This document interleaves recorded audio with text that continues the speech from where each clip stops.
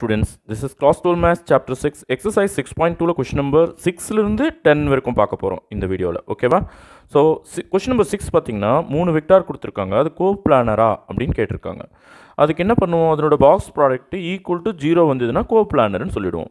Box ப்ராடக்ட்டில் என்ன பண்ணுவோம், first A vector B vector C vector naming பண்ணிக்கோங்க. So box ABC equal to அதனோட கோஎஃபிஷியன்ட் மட்டும் ரோ 1 ரோ 2 ரோ 3 எழுதிக்கோங்க.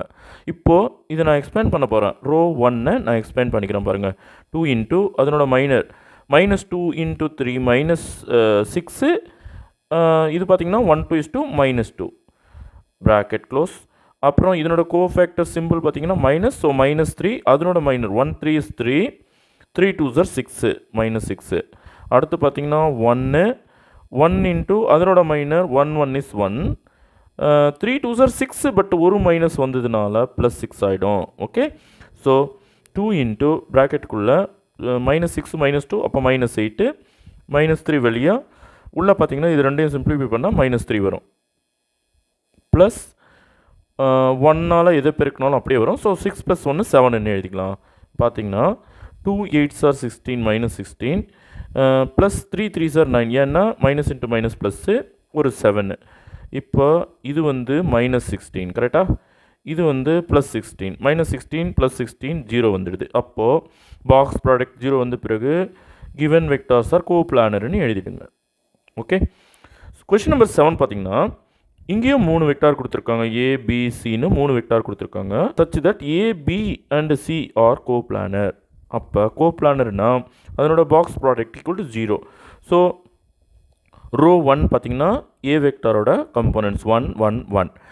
பி வெக்டாரில் வெறும் ஐ மட்டும்தான் கொடுத்துருக்காங்க, ஐக்கு 1 வந்துடும், மீதி 2 கம்போனன்ட் இல்லாதனால 0 0 போட்டுக்கோங்க. ஓகே, அடுத்து ரோ 3ல் பார்த்தீங்கன்னா C1 C2 C3 C1 and C2 அவங்களே கொடுத்துட்டாங்க 1 2. C3 கேட்டிருக்காங்க, என்னன்னு கண்டுபிடிங்க, இதை மட்டும் தான் கண்டுபிடிக்கணும். அப்போ கோப்ளானர்னா அதனோட பாக்ஸ் ப்ராடக்ட் வேல்யூ வந்து 0 வந்துடும். ஸோ நான் இங்கே பார்த்தீங்கன்னா ரோ 2 மட்டும் எக்ஸ்பேண்ட் பண்ணிக்கிறேன். ரோ 2ல் ஒரே ஒரு வேல்யூ தான் இருக்குது, அப்போ நான் ஒரே ஒரு வேல்யூ தான் எடுக்கணும். அப்போ 1 இன்ட்டு இந்த ரோ இந்த காலம் அண்ட் ரோ கட் பண்ண பிறகு நமக்கு கிடைக்கிறது பாருங்கள், diagonal leading diagonal 1 into C3 minus 2 into 1 2. Okay, equal to 0. அவ்வளோதான்.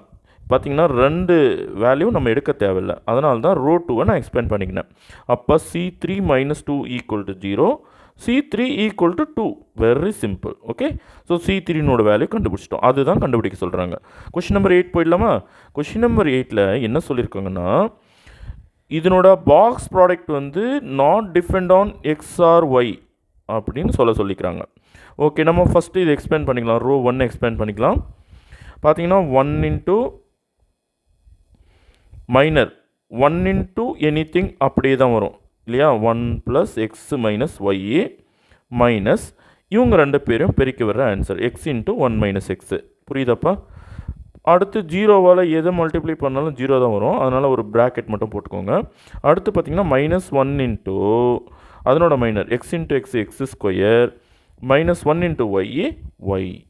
ஓகே, ஸோ இது என்ன வருதுன்னு பார்த்துடலாம். அதாவது டிஃபென்ஸ் ஆன் நெய்தர் எக்ஸ் நார் ஒய்னா எக்ஸ் ஒய்யே எலிமினேட் ஆகிடும், வராது அதுக்குள்ளே. ஓகேவா, பார்க்கலாம். சரி, இங்கே பார்த்தீங்கன்னா 1 + x - y. இப்போ இந்த மைனஸோடு சேர்த்து உள்ளே கொடுங்க. அப்போ -x இன்ட்டு -x +x². ஓகேவா, இது 0, அதை விட்டுடலாம். அப்புறம் -1 into x² -x² -1 into -y +y. இப்போ +x² -x² கேன்சல் பண்ணிடலாம், +y -y கேன்சல் பண்ணிடலாம், +x -x கேன்சல் பண்ணிடலாம், மீறுறது ஒரு 1 மட்டும்தான். So that shows it is defence on neither X or Y.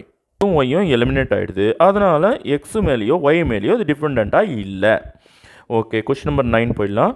Question number 9ல் 3 vectors கொடுத்துருக்காங்க, அது கோப்ளானர்னு சொல்லிட்டாங்க. Prove that c is the geometric mean of a and b. அதாவது ஏக்கும் பிக்கும் நடுவில் சி வருது, இவங்க 3 பேரும் ஜிபியில் இருக்கிறாங்க, அதாவது ஜியோமெட்ரிக் ப்ரோக்ரஷனில் இருக்காங்க. அப்படின்னா T2/T1 C/A, அதாவது T1 T2 T3ன்னு பேர் கொடுத்துக்கோங்க. 10th படிச்சிங்க இல்லையா, அதே தான். So C/A equal to B/C, அல்லது கிராஸ் மல்டிப்ளை பண்ணும்போது C square equal to AB அப்படின்ற ஸ்டேட்மெண்ட்டை கொண்டு வரணும். ஓகேவா? சரி, இப்போது நான் வந்து ரோ 1 எக்ஸ்பெண்ட் பண்ணிக்கிறேன். ஓகேவா? ஸோ ரோ 1 எக்ஸ்பெண்ட் பண்ணும்போது இதனோட value A into 0 into anything 0 minus C into 1 C. அடுத்து இதுக்கு மைனஸ் சிம்பிள் வரணும். ஓகேவா? ஸோ அதனோட minor 1 into B B, C into 1 C minus C. அடுத்து சி, சியோட minus C into 1 C, C into 0 0. So அதையும் விட்டுடலாம். அப்போது ப்ராக்கெட்டுக்குள்ளே ஒரு மைனஸ் சி மட்டும்தான் இருக்குது. அப்போ மைனஸ் ஏசி. இங்கே பார்த்தீங்கன்னா minus AB minus into minus plus AC. இங்கே பார்த்தீங்கன்னா C into C C square. Okay, equal to 0. அப்போது ஏதோ ஒன்று கேன்சல் ஆகுது. கரெக்டாக? Plus AC minus AC cancel பண்ணிடலாம். அப்போ minus AB plus C square equal to 0.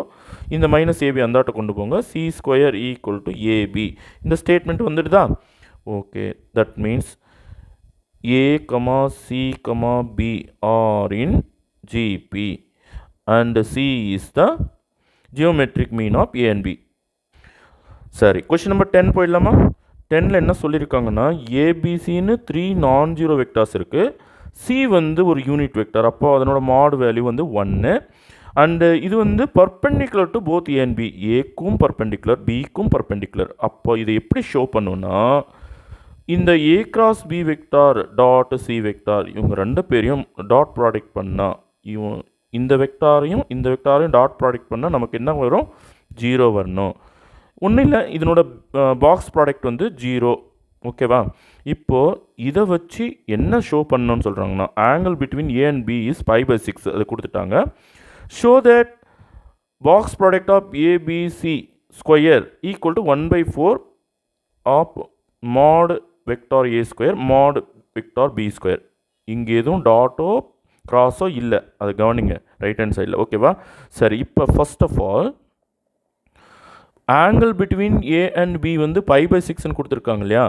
அப்போனா ஃபஸ்ட்டு ஏ கிராஸ் பிக்கு வருவோம். A cross B equal to mod A vector into mod B vector.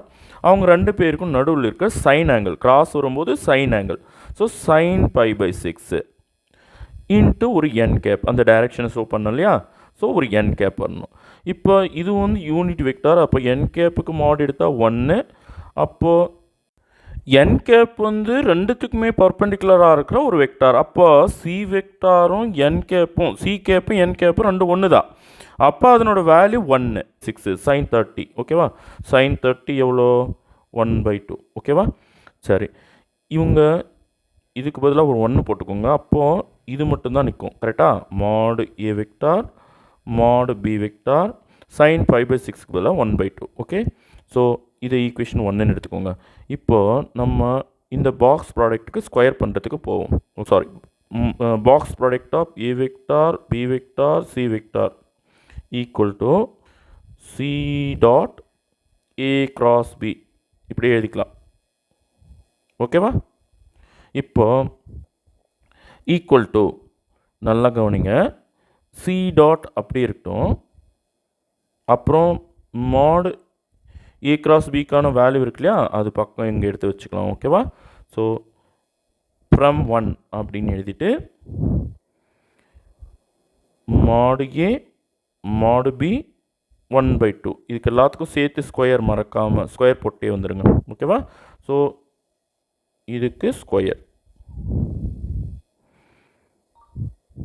இப்போது இதுக்கும் மாடு போட்டுக்கலாம். எல்லாத்துக்கும் செப்பரேட்டாக மாடு போட்டுக்கலாம். அப்போ மாடு சி யூனிட் வெக்டார்னு சொல்லிட்டோம் இல்லையா? அப்போ அதனோட வேல்யூ 1. 1க்கு ஸ்கொயர் பண்ணாலும் 1 தான் வரும். ஓகேவா?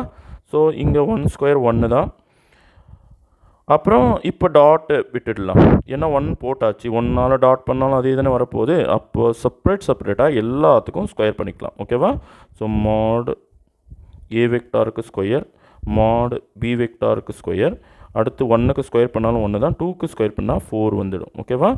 சரி, இப்போது இந்த 1/4 முன்னாடி எடுத்துக்கலாம். So 1/4 mod A vector square mod B vector square. பார்த்திங்கன்னா இங்கே நம்ம எங்கேருந்து ஸ்டார்ட் பண்ணோம்? Square of box product of ABC. நம்ம எங்கே வந்து என் பண்ணோம்? 1/4 mod A vector square mod B vector square. Okay, so இது தானே ஆர்ஹெச்எஸில் இருக்குது. ஸோ எல்ஹெச்எஸில் நம்ம ஸ்டார்ட் பண்ணோம், ஆர்ஹெச்எஸில் கொண்டு வந்து முடிச்சிட்டோம். ஓகேவா, ஹென்ஸ் ப்ரூவ்டுன்னு எழுதிடலாமா?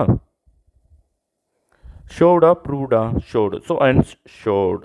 Okay, thank you students.